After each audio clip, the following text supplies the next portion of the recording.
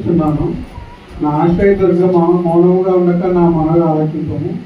నీవు మౌనముగా నుండి నేను సమాధిలో నుంచి దిగువారి వల్లే అడుగును. నేను నీకు మొరపెట్టినప్పుడు, నీ పరిశుద్ధాలయం వైపునకు నా చేతులు ఎత్తినప్పుడు నా విజ్ఞాపన ద్వారా ఆలకింపము. భక్తిహీనులను, పాపం చేయవారిని నీవు లాగివేయినట్టు నన్ను లాగివేయకము. వారు దుష్టాలోచన హృదయంలో ఉంచుకొని తన పొరుగు వారితో సమాధానంగా మాట్లాడగలరు. వారి క్రియలను బట్టి, వారి దుష్టక్రియలను బట్టి వారికి ప్రతీకారం చేయము. వారు చేసిన పనిని బట్టి వారికి ప్రతీకారం చేయము. వారికి తగిన ప్రతిఫలమేమో. యెహోవా కార్యములను వారు లక్ష్య పెట్టరు, ఆయన హస్తకృత్యములను వారు లక్ష్య పెట్టరు. కావున ఆయన వారిని వృద్ధిపరచక నిర్మూలన చేయను. యెహోవా నా విజ్ఞాపనలు ఆలకించున్నాడు, ఆయనతో స్తోత్రం కలుగును గాక. యెహోవా నా ఆశ్రయము, నా కేడము, నా హృదయం ఆయన యందు నమ్మికించిన కనుక నాకు సహాయం కలిగను.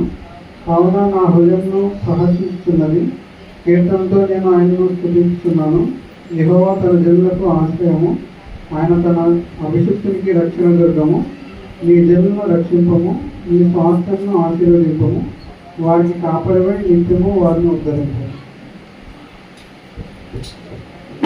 చదివిన ప్రభారావు గారు వందనాలు తెలియజేస్తున్నా. మరి ఈరోజు వాక్య పరిచర్య కొరకు యెహెజ్కేలు గారు ప్రార్థన చేస్తారు. అమ్మ రండి లోనికి. ఈ అంగన్వాడీ టీచర్ అమ్మ గారు అక్కడ పిల్లల్ని కొట్టొచ్చుగా, పిల్లల్ని చాలా మందిని చూస్తారు. ఒక 50 మందిలో మీరు అక్కడ దేవుడి సన్నిధిలో డ్యూటీ చేయండి. పిల్లల పేరు మీద తల్లులు కూడా వాక్యం వినకుండా పాడవుతుంది పరిస్థితి. ఈ ఏజ్కి ఏమో అలాంటే నాళ్ళకి నా మీద కోపమవుతే నేనే చెప్పడం మానేసిండు. ఎందుకు నాకు వచ్చింది అలా అనుకోకూడదండి. ఒక మంచి పని చేయడానికి మనం చెడ్డోళ్ళమైనా డోంట్ కేర్, దేవుడే చూసుకుంటాడు. కాబట్టి క్రమశిక్షణ దయచేసి మీ అందరూ డ్యూటీ తీసుకోండి. ఎవరి నుంచి పక్కన వాళ్ళు మాట్లాడియొద్దు.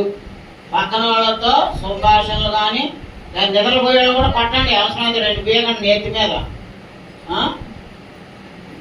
జాగ్రత్తగా ఉండటానికి ప్రయత్నం చేయండి. మీ బాధ్యత కూడా ఉందండి. మీ పక్కన వాళ్ళకి వాచ్మ్యాన్ కింద గుర్తు పెట్టుకోండి.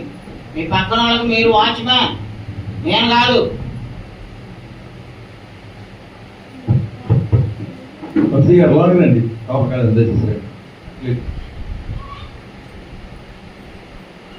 కూర్చోండి, ప్రార్థన చేసుకున్నాను.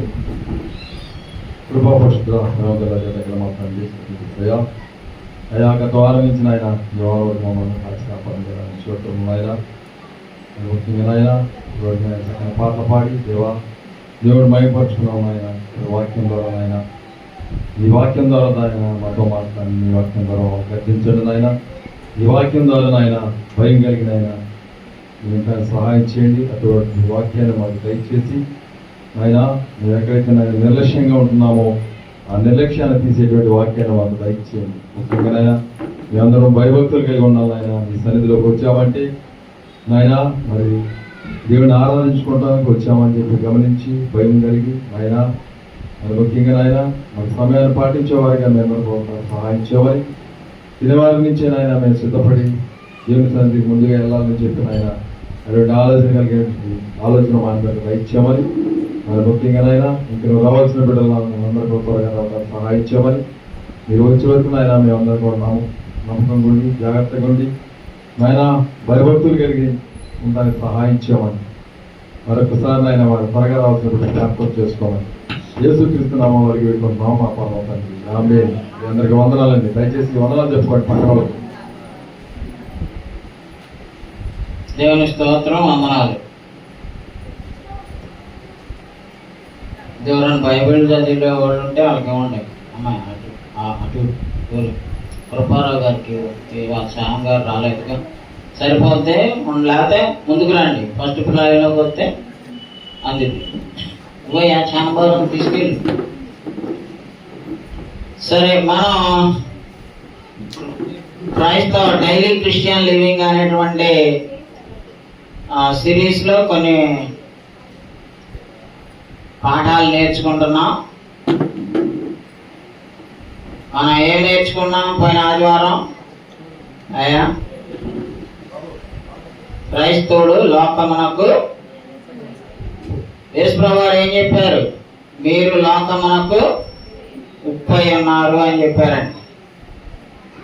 ఉప్పు అంటే ఉప్పు అంటే ఏంటి?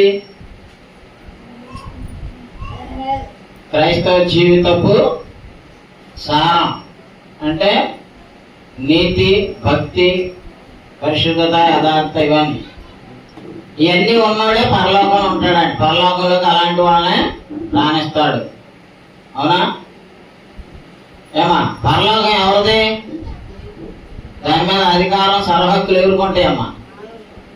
ఆదాం గారికి ఉంటాయా? ఆదాం గారు ప్రాణం చేసి వీళ్ళందరూ పరలోకం ఇయ్యంటే ఈడండి. మీరు దేవుడు తేల్చుకోవాల్సింది.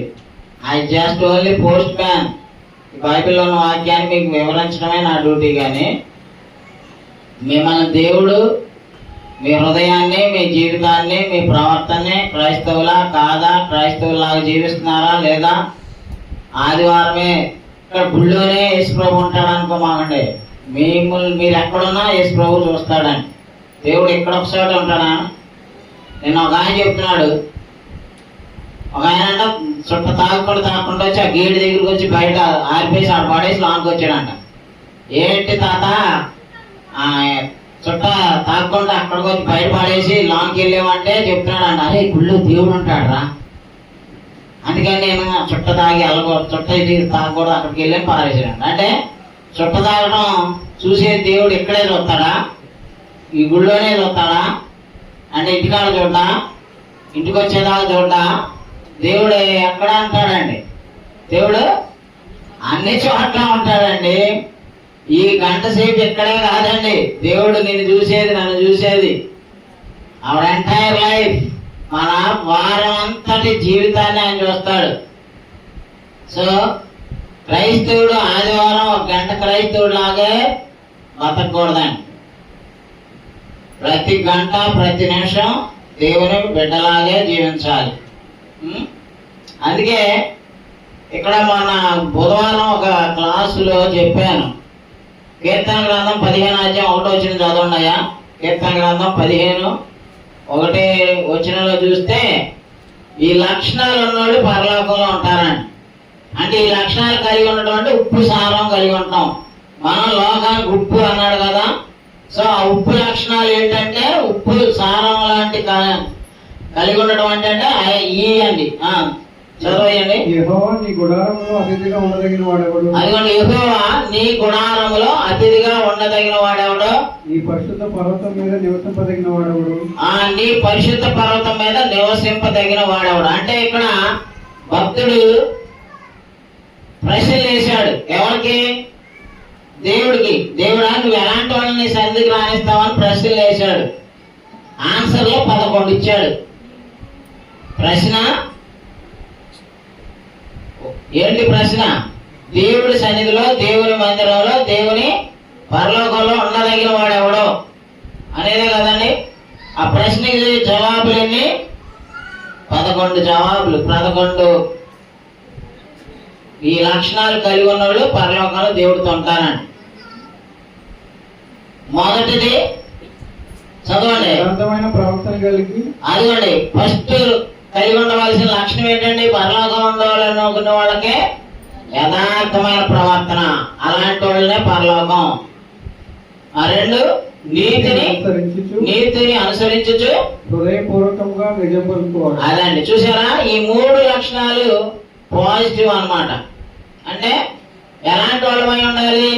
యథార్థవంతులమై ఉండాలి ప్రవర్తనలో. 2 నీతిని అనుసరించాలి.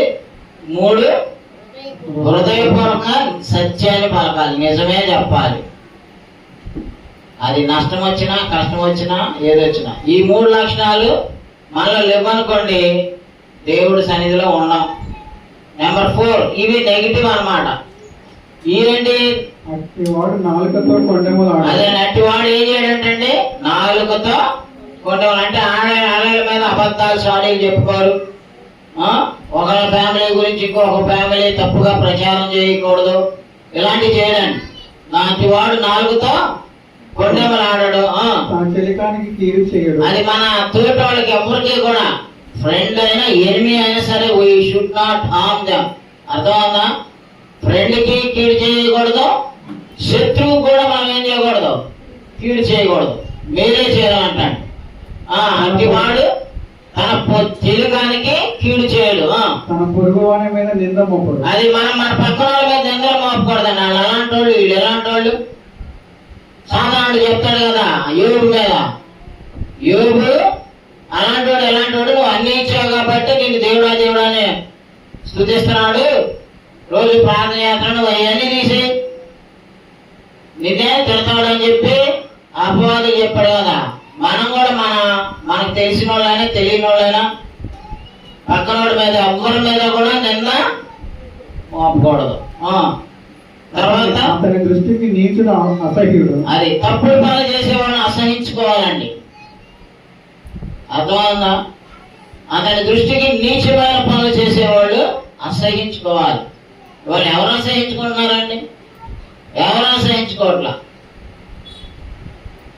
దుష్టులను ప్రేమించే వాళ్ళు ఎక్కువయ్యారు, చెడ్డ పనులు చేసే వాళ్ళు ప్రేమించే వాళ్ళు ఎక్కువయ్యారు. వాళ్ళకే గొప్ప మర్యాదలు జరుగుతున్నాయి. యథార్థంగా నీతిగా సత్యంతో బతికే వాళ్ళని లోకం శత్రువులుగా భావిస్తుంది. అందుకే పౌలు గారు ఏమన్నాడంటే, నిజమో చెప్పినందున నేను మీకు శత్రువులు అయ్యానా అంటాడు. ఎందుకంటే వాళ్ళు కొన్ని లోపాలు ఉన్నాయి గలతీ సంఘాల్లో. వాళ్ళకి ఉత్తరం రాస్తూ వాళ్ళు గద్దిస్తున్నాడు, ఒక బాబుకి నన్ను మీ శత్రువులాగా భావించమని నేను మిమ్మల్ని ప్రేమించి మీ రక్షణ కోసం నేను మీలో ఉన్న లోపాలను సరి చేసుకుంటారని చెప్తున్నాను అంటున్నాడు. కాబట్టి మనం ఏం చేయాలంటే నీచత్వాన్ని, తప్పుడు పనులు చేసే క్యారెక్టర్ ఉన్న వ్యక్తుల్ని వాళ్ళు సొంతోడైనా సరే అసహించుకోవాలండి. అతడు యెహోవా యందు భయభక్తులు గలవారిని సన్మానించాలి. అదే యెహోవా యందు భయభక్తులు గలవాళ్ళని ఏం చేయాలండి? సన్మానించాలి. మేము ఎక్కడికి వెళ్ళినా వాక్యం చెప్పొస్తుంటే సన్మానిస్తున్నారు, వాళ్ళకున్న ప్రేమనే మాకు వ్యక్తం చేస్తున్నారండి. నేను కట్టుకుని బట్టలు మొన్న 17వ తారీఖు బైబిల్ క్లాసు చెప్పొస్తుంటే నన్ను అరుణ గారిని సన్మానించి బట్టలు పెట్టారండి. యెహోవా యందు భయభక్తుల వల్ల వాళ్ళు ఏం చేస్తారండి? సన్మానించుతారు. దేవుడు భయం ఉన్నవాళ్ళు. మీరు దైవజనులను సన్మానించడం, ఇప్పుడు పెద్దయ్య గారి పేరు మీద వాళ్ళు అంత ఖర్చు పెట్టి పాటల పుస్తకాలు వేశారంటే వాళ్ళకి ఏముంది ఆయన మీద ఒక గురి, ఆయన అంటే ఒక దైవ జనుడని, దైవ బిడ్డని గౌరవం ఉంది కాబట్టి కదండి. ఎస్, వాళ్ళ చిన్నబ్బాయి ప్రభు కుమార్ కూడా నా మ్యారేజ్ గిఫ్ట్ అని చెప్పి నాకు ఎగ్జిక్యూటివ్ బ్యాగ్ ఒకటి ఆన్లైన్ ఆర్డర్ చేసి ఇంటికే పంపించాడండి. కొరియర్ లో వచ్చింది. నేను ఆశ్చర్యపోయి, ఎవరు పెట్టారా ఇది అంటే నా మ్యారేజ్ గిఫ్ట్ అయ్యారు అని చెప్పి పంపించాడు. దాన్ని నేను బైబిల్ పుస్తకాలు అవి పెట్టుకోవడానికి వాడుకుంటున్నా. అర్థమవుతుందా? అతను ఏం చేస్తాడని దేవుడి మీద, దేవుడి సన్నిధిలో ఉండే లక్షణాలు ఉన్నవాడు ఎలాంటి పనులు చేస్తాడని. అతడు యెహోవా యందు భయభక్తులు గలవారిని ఏం చేస్తారు? సన్మానించుతారు. ఇంకా అతడు ప్రమాణం చేయగా నష్టం కలిగిన మాట తప్పదు. అదే, ఒక మాట ఇస్తే ఆ మాట ప్రకారం కట్టుబడి ఉండాలండి. మాట తప్పకూడదు.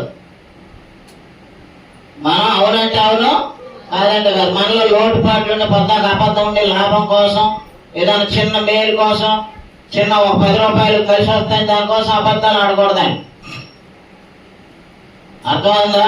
అతడు ప్రమాణం చేయగా నష్టం కలిగిన మాట తప్పకూడదంటండి. అర్థమవుతుందా? తర్వాత తన ద్రవ్యము వడ్డీకి ఇయ్యడు. తన ద్రవ్యాన్ని వడ్డీకి ఇయ్యడు అంటే మనం ఒకసారి కేజీ బియ్యం ఇచ్చామనుకోండి, ఎవరైనా లేని వాళ్ళు వస్తే బదులిచ్చాం. బదులిస్తే ఏం చేయాలి? మళ్ళా కేజీ బియ్యమే తీసుకోవాలి. సాయంత్రం ఒక 1/2 కేజీ బియ్యం ఎక్స్ట్రా చేసి ఇస్తావా అని అడగకూడదండి. ఈ తిండి తినడానికి లేకపోతే నీకు వడ్డీలు వేసి ఇస్తారా? ఇవ్వరుగా. కాబట్టి అలాంటిది అన్నమాట. అంటే వ్యాపారస్తులకి ఇస్తే వడ్డీ తీసుకోకూడదని లేదండి బైబిల్లో. వ్యాపారాలకు ఇచ్చిన వాళ్ళకి వడ్డీలు తీసుకోవచ్చు. అది కూడా ₹1 వడ్డీయో ₹2 వడ్డీయో, మా అయితే ₹3 వడ్డీ అయినా వ్యాపారస్తుల దగ్గర తీసుకోవచ్చు అండి.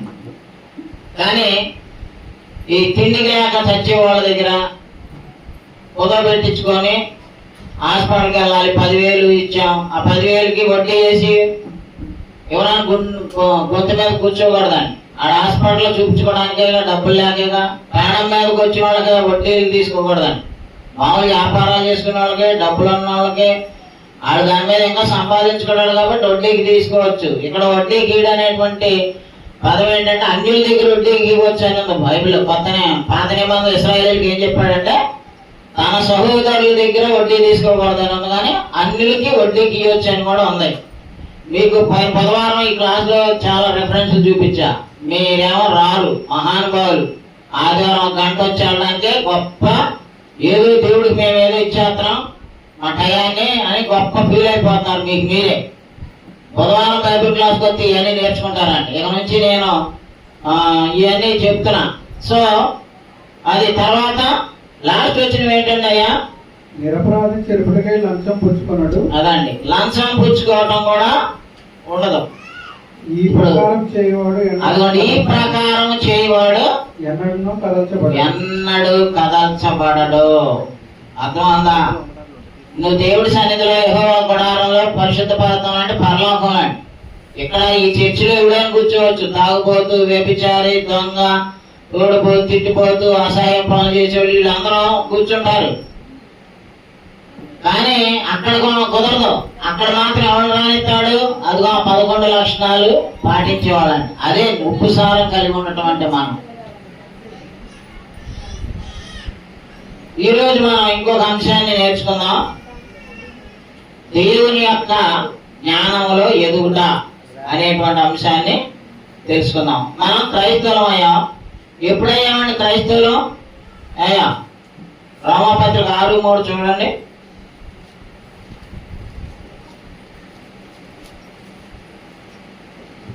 క్రీస్తు యేసులోనికి బాప్తిసం పొందిన మనమందరము ఆయన మరణంలోనికి బాప్తిసం పొందించమని మీరు ఎరుగరా? అలాంటి బాప్తిసం పొందినప్పుడు ఎందులోకి పొందామో? క్రీస్తు యేసులోనికి బాప్తిసం పొందాం. సో మనం ఎప్పుడైతే బాప్తిసం పొందుతామో అప్పుడు క్రీస్తులోకి వస్తున్నాం. That is the first step. ఒక కుటుంబంలోనికి ఒక బిడ్డని యాడ్ చేయాలంటే వాళ్ళు ఏమై ఉండాలండి? మనకు పుట్టినోళ్ళు అయితే మన కుటుంబంలో చేర్చబడతారు కదా. అలాగే దేవునికి పుట్టడం ఎలాగంటే ఆత్మలో జరగాలి, భౌతికంగా నీళ్లలో బాప్తిసంలో జరగాలి. అప్పుడు ఏం జరుగుతుందో చెప్తున్నాడు ఆయన. తర్వాత రక్షణ క్రీస్తులో విశ్వాసం ద్వారా మనం 1 కొరింథీ 1:18 చూడండి. సిలువను గూర్చిన వార్త నశించుచున్న వారికి వెరితనము గాని రక్షింపబడుచున్న మనకు దేవుని శక్తి. కాబట్టి ఇలాంటి దేవుని శక్తితో మనం రక్షింపబడ్డాం, బాప్తిసం ద్వారా రక్షించబడ్డాం. అలాగే రోమాపత్రిక 5:10 కూడా చూడండి.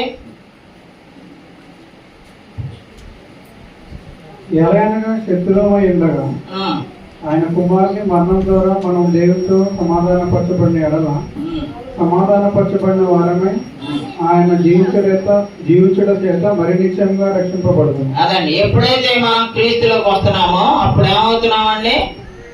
శత్రువుల వల్ల మిత్రులు అవుతున్నాం, దేవునితో సమాధానపరచబడుతున్నాం. ఇది ఎలా సాధ్యమైంది అంటే యేసు ప్రభువారి మరణం ద్వారా సాధ్యమైందండి. కాబట్టి రక్షణ పొందాం, ఓకే. క్రీస్తులోకి వచ్చాం, ఓకే. దేవుని బిడ్డలం అయ్యాము. మరి ఇప్పుడు ఏం చేయాలి? బిడ్డలుగా పుట్టామండి. బాప్తిసం అప్పుడు ఏం జరుగుతుంది? అమ్మ జన్మిస్తాం, కొత్తగా జన్మిస్తాం. ఆ కొత్తగా జన్మించిన శిశువులు ఏం చేయాలని ఉంది బైబిల్. 1 పేతురు 2వ అధ్యాయం చదవండి, 1 నుంచి. మనం ఎదగాలి. ఎందులో ఎదగాలి? దేవుని వాక్య జ్ఞానంలో ఎదగాలి. అది ఇవాళ మన పాఠ్యాంశం టైటిల్. ప్రభు దయాళుడని మీరు రుచి చూసిన ఎడల సమస్తమైన దుష్టత్వమును, సమస్తమైన కపటమును, వేషధారణను, అసూయను, సమస్త దూషణ మాటలను మాని కొత్తగా జన్మించిన శిశువులను పోలిన వారే. అదే కొత్తగా జన్మించిన శిశువులను పోలిన వారే నిర్మలమైన వాక్యమును పాల వలన రక్షణ విషయంలో ఎదుగు నిమిత్తము ఆ పాలను అపేక్షించుడి అన్నాడు. చూసారండి ఎంత స్పష్టమైనటువంటి విషయాలు ఉన్నాయో తెలుసా? మనకి బోర్డు ఇక్కడ పెట్టుకుందాం అంటే ప్లేస్ లేదండి. ఈ టేబుల్ ఇది సరిపోతుంది. వెనకాలేమో ర్యాంకులు ఉన్నాయి, అయ్యాన బాగా కొట్టిద్దామంటే అవి కుదరట్లా. ఇక్కడ ఒక్కొక్క వచనంలో చాలా లోతైన విషయాలు ఉంటాయండి. మైక్లో చెప్పుకుంటా వెళ్తున్నా, మీరు ఇంకొంటా నిద్రపోతా వింటున్నారు. ఎవరో ఒకళ్ళిద్దరు పొరలోకి వెళ్తున్నాయి. పిల్లలు బయట ఏదైనా పిల్లలకి తినేవి ఉన్నాయా? తినుకుంటూ కూర్చుంటారు. ఏం చేయాలంటున్నాడండి? క్రొత్తగా జన్మించిన శిశువులను పోలిన వారై నిర్మలమైన వాక్యమును పాల వలన రక్షణ విషయములో ఎదుగు నిమిత్తము ఆ పాలను అది ఎప్పుడు మన రక్షణ విషయంలో ఎదుగుతాం? నిర్మలమైన వాక్యం అనే పాలల్లో ఎదగాలి. అర్థమన్నా? సొల్లు కబుర్లో ఆ కట్టుకాలలో పెట్టుకాలు చెప్పేవాళ్ళు ఉన్నారు. టీవీలు నిండా వాళ్ళు అదే చెప్తారు. ఒకడికి వాక్యం రాదు, ఒక అంశాన్ని చెప్పలేరు. వాళ్ళు ఏదో సోది చెప్తుంటే వాళ్ళ దగ్గర 1,00,000 మంది వెళ్తున్నారు. వాక్యాన్ని ఎక్స్పోజ్ చేయాలి. వాక్యంలో ఉన్న ప్రతి పదాన్ని ఎక్స్పోజ్ చేసుకొని నేర్చుకోవాలండి. అర్థమైందా? నాకే ఇది మొన్న చెప్పేదాకా అసలు కీర్తన గ్రంథం 15వ అధ్యాయంలో 11 లక్షణాలు ఉన్నోడు పరలోకంలో దేవుడి దగ్గర ఉంటాడని అర్థం తెలియదండి నాకు. నేను చదువుకుంటూ వెళ్ళా, చెప్పుకుంటూ వెళ్ళా. 35 ఏళ్ళ నుంచి చేస్తున్నాం కదా పరిచర్య. మరి ఆ లక్షణాలు ఇన్ని కావాలి, లేకపోతే దేవుడి దగ్గర ఉండడం నేను కూడా అని నాకు అర్థమైందండి. ఏమా రక్షణ విషయంలో ఎదగాలంటే మన రక్షణలో పరలోకంలోకి వెళ్ళేదాకా వాక్యమైన పాలు తాగుతూ ఎదగాలండి. ఈ వాక్యమైన పాలు తాగిన వాళ్ళు ఎదగరండి. వాక్యం అవసరం లేదు, దేవుని భయభక్తులు అవసరం లేదు. వాళ్ళ ఇష్టం విచ్చలవిడి భక్తి, అదే భక్తి అనుకొని జీవిస్తూ ఉంటాం. అది కుదరదని మనం యోహాను సువార్త 8:31 చూడండి. యేసు ప్రభువారు ఇక్కడ ఏం చెప్తున్నారు? మనల్ని రకరకాలైన ఇవి మనల్ని వాటికి బానిసలం చేసుకుంటాయండి. కాబట్టి యేసు తను నమ్మిన యూదులతో, మీరు నా వాక్యం మధ్య నిలిచిన వారైతే నిజంగా నాకు శిష్యులై ఇంది సత్యంగా గ్రహించారు. అదండి, ఎందులో నిలిచిన వాళ్ళు దేవుని శిష్యులండి. ఏమా ఎందులో నిలిచిన వాళ్ళు? దేవుని వాక్యంలో నిలిచిన వారు దేవుని శిష్యులు అవుతారండి. మనుషుల యొక్క ప్యాటర్న్ అనుసరించకూడదండి. ఇది బైబిల్లో ఉందా లేదా, వాక్యం ఉంటే నేను చేయాలి, వాక్యం ఉంటే నేను నడుచుకోవాలి అనేటువంటి జ్ఞానంతో మనం జీవించాలండి. అందుకే అన్నాడు, మీరు నా వాక్యమందు నిలిచిన వారైతే నిజముగా నాకు శిష్యులైంది సత్యమును గ్రహించేతారు. అప్పుడు ఏం చెప్తే అప్పుడు సత్యము మిమ్మల్ని స్వతంత్రులుగా చేయడానికి. అదే సత్యాన్ని గ్రహించాలి. సత్యంలో ఉండటం అంటే మనం స్వతంత్రులు అవ్వాలంటే మనం ఏం చేయాలండి? ఆయన వాక్యమందు నిలవాలి. We must abide in the truth. ప్రభు యొక్క సత్యవాక్యంలో నిలవాలండి. అబద్ధ బోధలో నాకు దేవుడు కనపడ్డాడు, ఆడికి వెళ్ళమన్నాడు, వీడికి వెళ్ళమన్నాడు, నాకు ఆ వారం ఉంది, ఈ వారం ఉందని భూత వైద్యులాగా మంత్ర వైద్యులాగా అనగానే పడిపోతున్నారు. ఆ ఉప్పులతో గిప్పులతో అమాయక గొర్రెలు మోసపోతాయి. సత్యవాక్యంతోనే దేవుని శిష్యులు అవుతాం. సత్యవాక్యంలో నిలబడిన వాళ్ళు, నేర్చుకున్న వాళ్ళే శిష్యులు అవుతారండి. అర్థమవుతుందా? సత్యవాక్యములో నిలవాలండి. వాక్యంలో ఎదగడం అంటే అది. క్రైస్తవుడు అనుదినము దేవుని వాక్యంలో ఎదగతా ఉండాలి. తర్వాత లోకాసు వార్త 8:15 చూడండి. లోకాసు వార్త 8:15.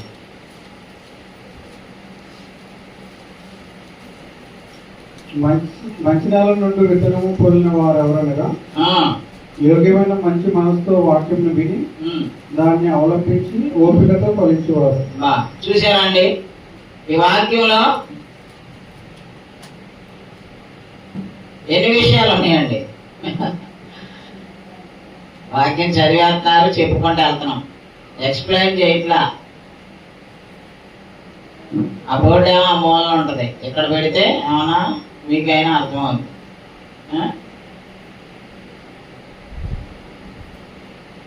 ఇక్కడ మరి చదవండి అయ్యా. మంచి నేల నుండి విత్తనమును పోలిన వారు ఎవరనగా యోగ్యమైన మంచి మనసుతో వాక్యం విని దానిని అవలంబించి ఓపికతో ఫలించేవారు. ఇక్కడ 4 విషయాలు చెప్తారండి యేసుప్రభువారు ఒకే లైన్ లో. యోగ్యమైన మంచి మనసు తో ఏం చేస్తారండి వాళ్ళు? వాక్యం విని అవతలికి వదిలేస్తారా? ఏమా వాక్యమే తిన్నగానం.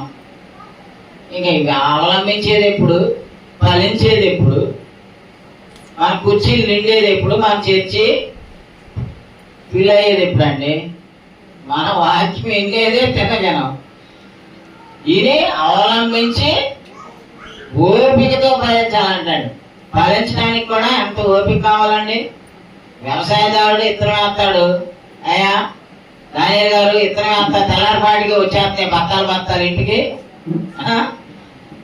6 నెలలు దాని చుట్టూ తిరగాలండి. రోజు పగల కాపలా ఉండాలి, కలుపు మొక్కలను పీక్కుంటూ ఉండాలి, గడ్డి మందు చాలుతుండాలి. ఎంత ఓపిక అండి!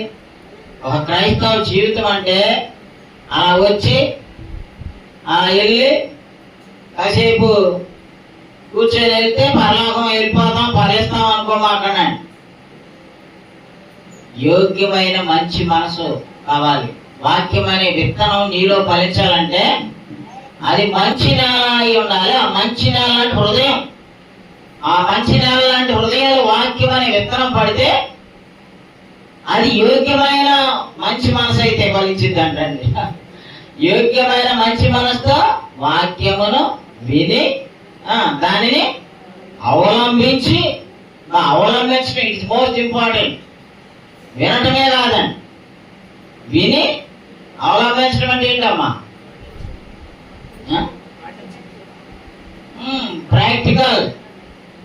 డాక్టర్లు ఉంటారు, కాలేజీలో అయ్యో నేర్పుతారు, ఆ సర్టిఫికేట్ తెచ్చుకొని కూర్చుంటే డాక్టర్ అయిపోతాడా? ఆడి దగ్గరికి కూడా వెళ్తారా? ఎవరో ఆడికి సరైన వైద్యం వచ్చేదని ప్రూవ్ అవ్వాలి. ఎందుకంటే అలా అనుభవం ప్రాక్టికల్ గా వాళ్ళకి తెలుసు అన్ని. నాకు ఏదైనా వైద్యంలో ఏదైనా నిద్రపట్టలేదనుకో, మధు గారినో రాజుగారిని అడుగుతా. రాజుగారిని అడిగాననుకో, అయ్యా మధు గారికి ఫోన్ చేయ అంటాడు. ఆయన అయితే వస్తాడు, బీపీ చూస్తాడు, అన్ని చూస్తాడు.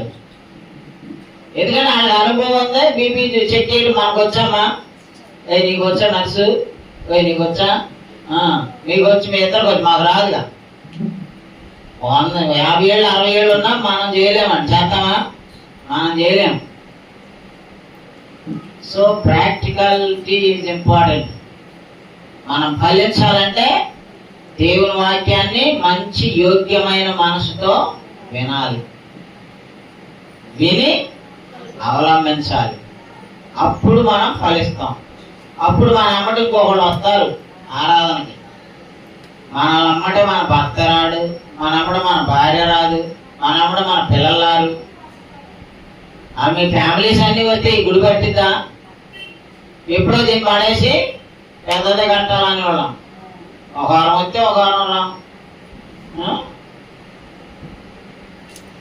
ఒక ఆయన అంట నిన్న ఒక ఆయన చెప్పాడు, వైజాగ్ నుంచి ఒక ఆయన వచ్చాడు. ఆయన కూడా పిలుద్దాం అనుకున్నాను నెక్స్ట్ ఇయర్. ఆనంద్ అని మురళీనగర్ క్రీస్తు సంఘం అంట బోధకుడు. నాకంటే చిన్నోడే. చాలా ఒక ఉదాహరణ చెప్పాడు. ఒక ప్రాక్టికల్గా జరిగింది. ఒక పాస్టర్ గారు ఆయన భార్య ఉన్నారంటే ఆయనకి 4 3 సంఘాలు ఉన్నాయంట. ప్రతి ఆదివారం అసలు ఎక్కడికి వెళ్ళినా ఆయన తన భార్య లేకుండా వెళ్ళడంట. నేను కూడా అంతే, మా ఆవిడ లేకుండా నేను ఎక్కడికి బయలుదేరను. ఆమె రావాలని కోరుకుంటా. ఎందుకంటే భార్య భర్త ఇద్దరు వెళ్తే నేను చాలా బాగుంటుంది. ఆ వెళ్ళిన వాళ్ళకైనా రిసీవర్స్కైనా మాకైనా ఇబ్బంది ఉండదు, అన్ని విధాలుగా మంచిది. ఆయన కూడా ప్రతి ఆదివారం 3 సంఘాలు నడిపిస్తాడంట. 9ంటికి ఒక సంఘం, 12ంటికి ఒక సంఘం, 3ంటికి ఒక సంఘం. ఒకరోజు ఆదివారం పొద్దున్నే ఆయన అక్కడే వెళ్ళాడంట సంఘానికి ఆరాధన చేయడానికి. యాజ్ యూజువల్గా పాటలు పాడుతున్నారు, వాక్యం చెప్పేశాడు. ఆరాధన మొత్తం అయిపోయాక అయ్యగారు మీ అమ్మగారు రాలేదేంటి అని అడిగారంట. ఆమె ప్రభునందు ఉదయమే నిద్రించిందమ్మా, మీరు వెళ్ళి చూడవచ్చు ఇప్పుడు అని వెళ్ళిపోయాడంట ఇంకో చోటకి. అక్కడ రెండో ఆరాధన కూడా అంతా వాక్యం చెప్పి ప్రార్థన చేసి వాక్యం అయ్యాక వాళ్ళు అడిగారంట, అయ్యగారు అమ్మగారు రాలేదేంటని. వాళ్ళు కూడా అంతా అయిపోయాక చెప్పాడంట. 3వ ఆరాధన కూడా అలాగే సాయంత్రం అక్కడ కూడా ఆరాధన అయినాకే చెప్పాడంట. అప్పుడు సాయంత్రం వీళ్ళందరూ కలుసుకొని తన భార్య చచ్చిపోతే కూడా ఆరాధన ఆపలేదు. ఏడుతో భార్య దగ్గర కూర్చున్నారా? నేను కూడా అంతే. మా అమ్మగారు చచ్చిపోయిన తెల్లారి పౌరంగరావు అజీజ్ గారు మేడం మీటింగ్ పెట్టుకుని 22వ తారీఖు 21వ తారీఖులో సమాధి చేసేసాం. ఇంకెందుకు వెయిట్ చేయాలి, ఇంకెందుకు మీటింగ్ క్యాన్సిల్ చేయాలి? అందరూ మీటింగ్ క్యాన్సిల్ చేయాలి, మీటింగ్ క్యాన్సిల్ చేయాలన్నారు. నేను క్యాన్సిల్ చేయను అన్నా. చేయాలా? చచ్చిపోయాక ఇంకెందుకండి సంతోషం, దేవుడి దగ్గరికి వెళ్ళిపోదామా? క్రైస్తవురాలే కదా. సో ఏడుతా కూర్చొని మహిళని దేవాని ఒక 15 రోజులు అక్కడే వీళ్ళంత ప్రేమ, వీళ్ళంత భక్తి, చచ్చిపోయినోడి మీద వీళ్ళకున్నంత గౌరవం ఇవుడికి వెళ్ళినట్టు బిల్డప్ పెట్టుకుంటారు. అవన్నీ అన్యాచారాలండి. మనం దేవుని సన్నిధి ఆరాధన 2 సార్లే మానేయాలి. ఈ సీట్లు నువ్వు కూర్చున్న సీటు ఓన్లీ 2 టైమ్స్ అది ఖాళీగా ఉండాలి. ఒకటే నువ్వు హాస్పిటల్లో బెడ్ మీద ఉండి రాలేని స్థితిలో ఉన్నప్పుడే అది ఖాళీగా ఉండాలి. లేదా ఇంకోటి ఏంటమ్మా చచ్చిపోయినప్పుడు మరణించితే నీ సీట్ ఖాళీగా ఉండాలి. లేదా నువ్వు హాస్పిటల్లో బెడ్ రీడెన్ పరిస్థితిలో ఉంటే దాన్ని కూడా యాక్సెప్ట్ చేస్తాడు. చూసారా అంత దుఃఖం. ఆయన భార్య చనిపోయిన దుఃఖం కడుపులో ఉంచుకొని, అంటే దేవుణ్ణి అంతగా సేవ చేసేవాడు అలాగే చేయాలి.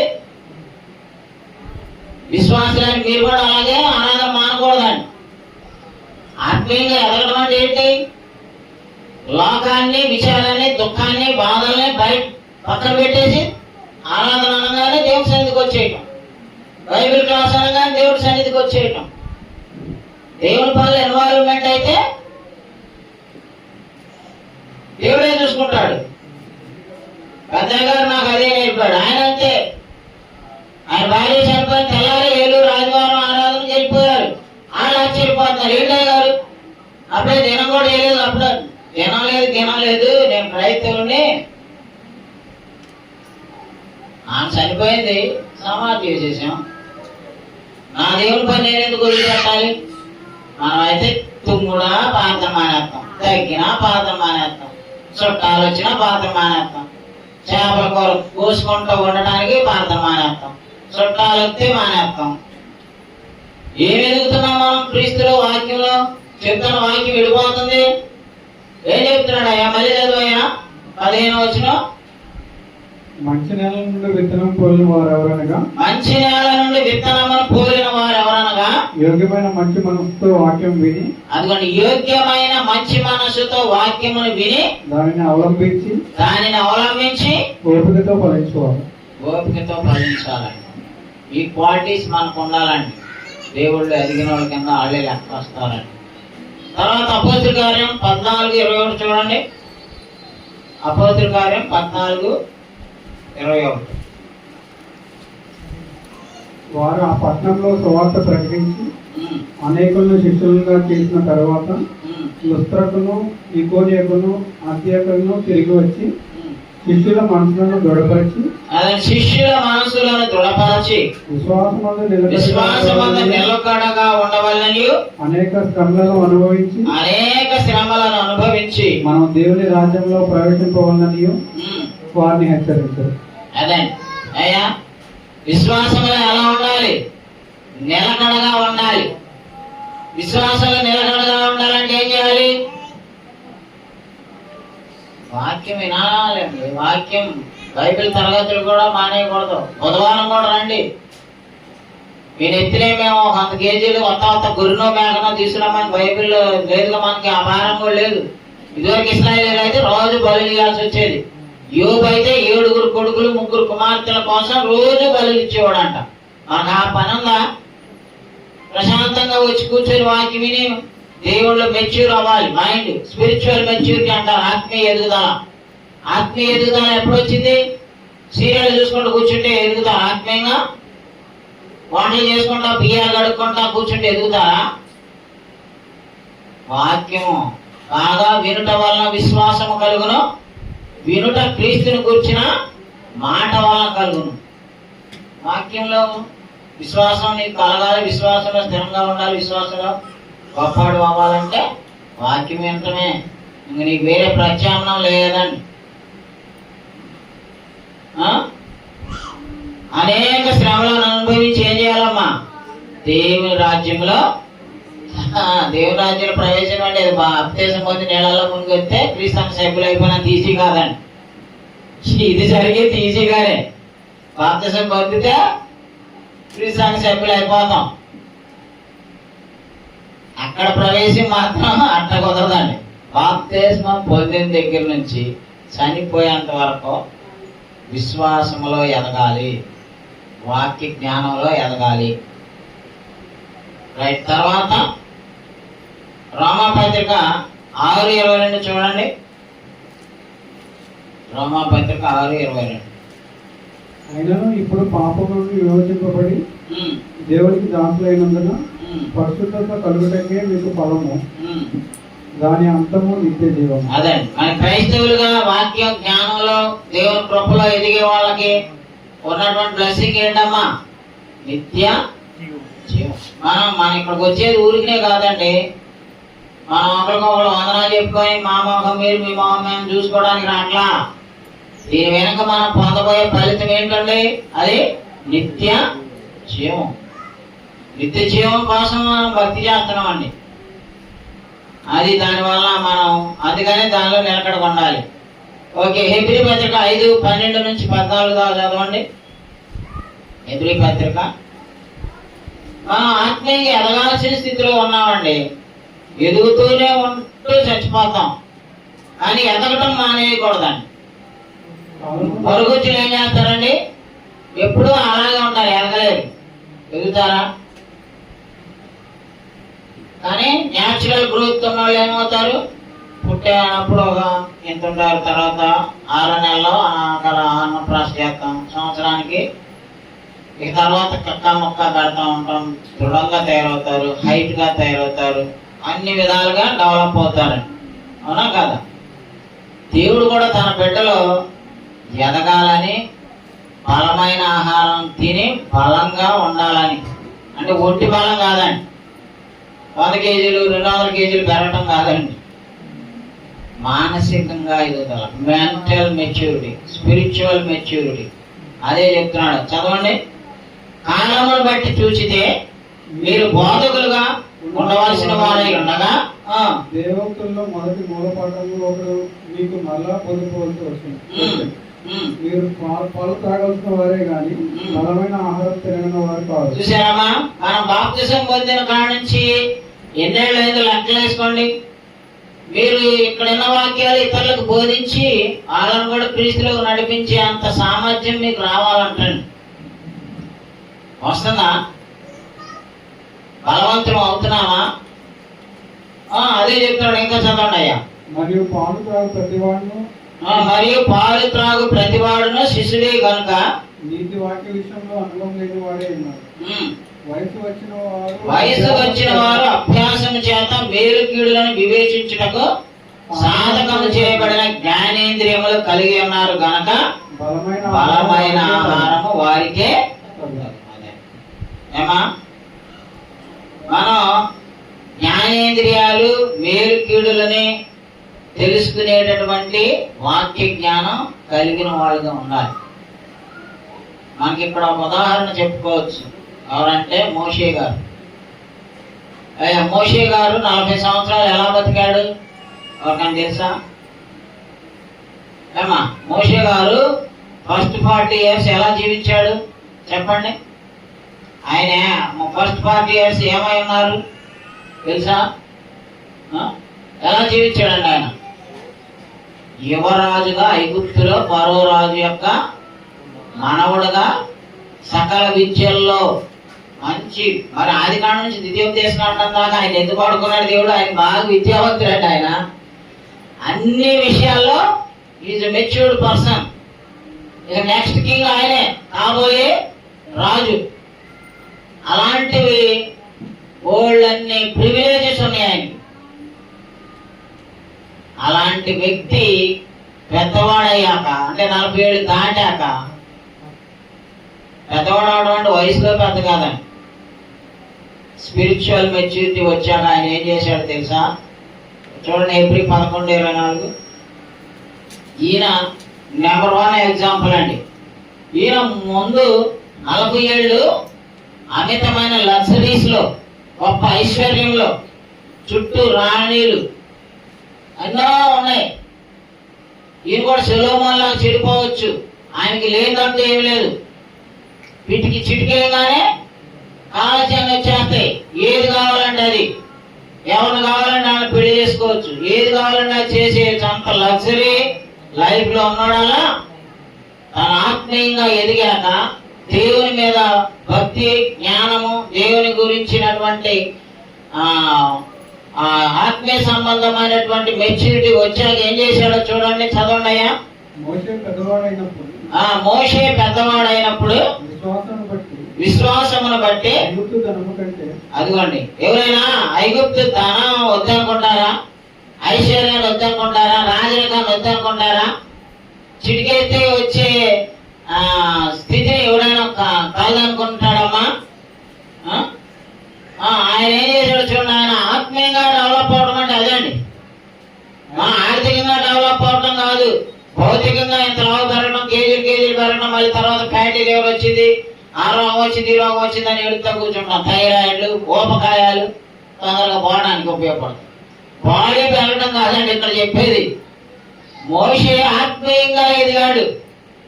ఆయన ఎవడైనా నాకు దేవుడే కావాలి, ధనం వద్దు అనుకునే వాడిని ఏమంటది ఈ లోకం? అది పిచ్చాడా అంటే పొరపాటు చేయలేదు, పొరపోయేదిరా, వీడికి ఎక్కడ చూపించండి అంటారు. మరి మోషే ఏం చేశాడండి? తన యొక్క లగ్జరీ లైఫ్ ని, తన యొక్క ప్రివిలేజెస్ ని, తన కాబోయే రాజుగా ఉన్న, పట్టాభిషేకం చేయబడిన యువరాజుగా ఉన్న దాన్ని ఏం చేశాడమ్మా? చదువయ్యా. ఐగుప్తు ధనము కంటే క్రీస్తు విషయమైన నింద గొప్ప భాగ్యమని ఎంచుకొని అల్పకాలము పాప భోగము అనుభవించుట కంటే దేవుని ప్రజలతో శ్రమ అనుభవించుట మేలని యోచించి ఫరో కుమార్తె యొక్క కుమారుడని అనిపించుకున్నట్టు ఒప్పుకోలేదు. ఏలైనగా అతడు ప్రతిఫలముగా కలుగబోవు బహుమానమందు దృష్టి ఉంచింది. ఎంత గొప్ప తీర్మానం అండి. ఆయన ఏం చేశాడంటమ్మా? ఆత్మీయంగా డెవలప్మెంట్ అంటే అదండి. ధనాన్ని ప్రేమించలా. ఐగుప్తు ధనము కంటే ఇంకేమన్నాడు? స్వల్పకాలము పాపభోగం అనుభవించడం కంటే. ఈ 2 పాయింట్స్ అద్భుతమైన విషయాలండి. ఐగుప్తు ధనం కన్నా ఇంకా అల్పకాలము పాపభోగం అనుభవించడం కన్నా దేవుని కోసం శ్రమలు అనుభవించడం, క్రీస్తు కోసం నింద అనుభవించడం. ఆయన్ని పెంచుకున్న తల్లి అంత అల్లాడేవాడిని, అరే నా కొడుకా నేను పెంచుకున్నాను, నువ్వు రాజుని రాజరికాన్ని వదులుకుంటావు, ఇవన్నీ వదులుకొని వెళ్తే నువ్వు ఏమైపోతావు, నీ కూడు గుడ్డ ఎవరు పెడతాడరా అని ఎంతో ఏడ్చుంటుందండి తల్లి, పెంచిన తల్లి ఫరో కుమార్తె కూడా. ఆయన ఏం చేశాడండి? ఆయన తృణప్రాయంతో ఐగుప్తు ధనము కంటే అల్పకాలము పాపభోగం, అది గుర్తుపెట్టుకోండి. నీ లోకంలో నువ్వు ఎంత సంపాదించినా ఎంత అనుభవించినా ఏం చేసినా it's a small period of life, span of life. ఐగుప్తు ధనము కంటే అల్పకాలము పాపభోగం అనుభవించట కంటే దేవుని కోసం జీవించడమే, దేవుని కోసం శ్రమలు పడటమే మేలు అని తలంచాడంట.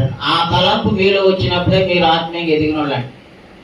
మీరు ఇంకా డబ్బుల కోసం, ఇంకా లోకం కోసం, ఇంకా సంపాదన కోసం, ఇంకా సుఖం కోసం, ఇంకా ఐశ్వర్యాల కోసం చూసినంతకాలం మీరు మరుగుజ్జుల కింద లెక్క. ఈవెన్ నేనైనా సరే నా మైండ్లో డబ్బు ఉందనుకోండి, నేను కూడా ఇంకా ఆత్మీయంగా ఎదిగిన ఉన్నాను. నా మైండ్లో సుఖం ఉందనుకోండి, నేను ఇంకా దేవుని ప్రేమించిన ఉన్నాను. నాకు ఎప్పుడూ లేదండి. నేను డబ్బునే ప్రేమించేవాడిని అయితే నేను ఉద్యోగం చేసుకునేవాడిని. నా ఫ్రెండ్ ఒకడు వైస్ ఛాన్సలర్ చెన్నైలో, వాడికి నాకంటే డిఆర్లో చదివినప్పుడు గాలి తిరిగాడు. 50% మార్కులు వచ్చినాయి, నాకు 61% వచ్చినాయి. అలా అంటాడు. చంద్రమోహన్ అని ఉన్నాడు, ఆదాం నీది బ్లెస్డ్ అయిపోయా అంటాడు. ఏంట్రా అంటే నువ్వు ఛాన్సలర్వి, నీ చేతి నిండా కోట్లు కోట్లు యూజీసీ గ్రాంట్స్ నుంచి వస్తాయి, యూనివర్సిటీ ఛాన్సలర్వి, నీకున్నంటే ఏముంది నాకేముందంటే, బాబు నేను ఎంత చేసినా అది అవినీతి అంటుంటూనే ఉంటది, నీకు ఆ శాపం లేదు ఆ పాపం లేదు, నువ్వే ధన్యుడు అంటాడండి వాడు, నా ఫ్రెండ్స్ వాడు. అందుకే దేవుని కంటే ఎక్కువగా మనం దేని ప్రేమించినా నువ్వు ఇంకా దేవుల్లో ఆత్మీయంగా ఎదగనట్టేనండి, మోషేలాగా. నేను అందుకే దేవుడు పని చేయడానికి నేను ఎప్పుడు వెనకాడినండి. నేను ఇది ఈ పుస్తకం ప్రింట్ చేశాను కదా, ఇది ఒకటి 300 పడింది. ఇవన్నీ అయిపోయినాయండి, ఎక్కడ పడితే అక్కడ అందరికి పని చేశాను. మళ్ళీ ప్రింట్ చేద్దామని చెప్పి ఈయన్నే అడిగా. ఈయన ఇప్పుడు 87 ఏళ్ళండి. ఆయన ఇప్పుడు ఇదిగో మన సుమతేమ్మ గారు లాగా పెన్షన్ మీద బతుకుతున్నాడు. అయ్యా మరి మళ్ళీ అయిపోయి చాలా మంది అడుగుతున్నారు, నాకు మెసేజ్లు కూడా వాట్సాప్లో అడుగుతున్నారు, పంపించండి అని. పంపిద్దామంటే లేవు, మళ్ళీ ప్రింట్ చేయాలి, కొద్దిగా సహాయం చేయండి అని అడిగా. ఆయన ఏమన్నాడో తెలుసా, నీ ముసలోడిని ఇక నా వల్ల కాదు, బై బై, నీ బాధ నువ్వు పడ అన్నాడు. ఇప్పుడు ప్రతి నెల క్లాసులు కూడా పెడుతున్నా, ఎల్లుండి కాడాల భోజనాలకి వాళ్ళ ఛార్జీలకి మనమే ఇస్తున్నాం. ఇప్పుడు అవన్నీ ఎట్టా అని నాకు మర్యాద పట్టుకుంది మొన్నటి నుంచి. కానీ నేను ఆయన ఆ లెటర్ చూడగానే షాక్ అయ్యా. తర్వాత మళ్ళీ ధైర్యం వచ్చింది.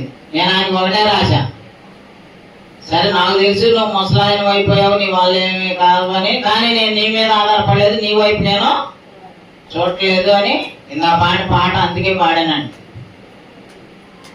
ఏం చెప్పాడు, 121వ కీర్తనలో చదవండి, అది చదివి ప్రార్థన చేసుకుందాం. ఎందుకంటే మనం మనుషుల వైపు చూడటం అనేది ఇమ్మెచ్యూరిటీ, దేవుని మీద ఆధారపడటం అనేది ఆత్మీయ ఎదుగుదల.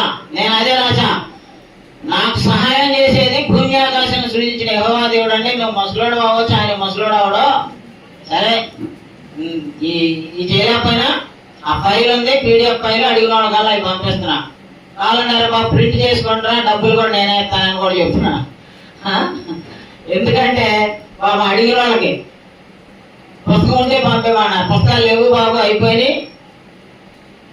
నేను ఒకటే చెప్తే ఎవరి దగ్గర ఖాళీగా ఉంటే ఉపయోగం లేకుండా చదవని వాళ్ళ దగ్గర ఉంటే తెచ్చి నాకు వచ్చే ఆదివారం. ఎందుకంటే నేను వచ్చే 8వ తారీఖున తెలంగాణలో ఏర్పాటు చేసి వాళ్ళకన్నా ఇస్తా. ఊరికినే ఉంచితే ఉంచమాకండి, తెచ్చి ఇవ్వండి. ఎందుకంటే దేవుని మీద ఆధారపడిన వాళ్ళకి దేవుడే చూసుకుంటాడు. ఆమె చెప్పండి, చదవయ్యా అందరూ చెప్పండి, ఆయనతో పాటు నేను కూడా చెప్తా. కొండల తట్టు అందరూ చెప్పండి, కొండల తట్టు నా కన్నులు ఎత్తుతున్నాను, కొండల తట్టు నా కన్నులు ఎత్తుతున్నాను అందరూ చెప్పండి. నాకు సహాయం ఎక్కడి నుండి వచ్చును, నాకు సహాయం ఎక్కడి నుండి వచ్చును, యెహోవా వల్లనే నాకు సహాయం కలుగును, యెహోవా వల్లనే నాకు సహాయం కలుగును. ఆయన భూమి ఆకాశమును సృజించినవాడు, ఆయన భూమి ఆకాశములను సృజించినవాడు, ఆయన నీ ప్రాణము త్రొట్టెలనియడు. ఆయన నీ పాదము త్రొట్టెలనియడు. నిన్ను కాపాడువాడు కునుకడు. నిన్ను కాపాడువాడు కునుకడు. ఇశ్రాయేలును కాపాడువాడు కునుకడు, నిద్రపోడు. ఇశ్రాయేలును కాపాడువాడు కునుకడు, నిద్రపోడు.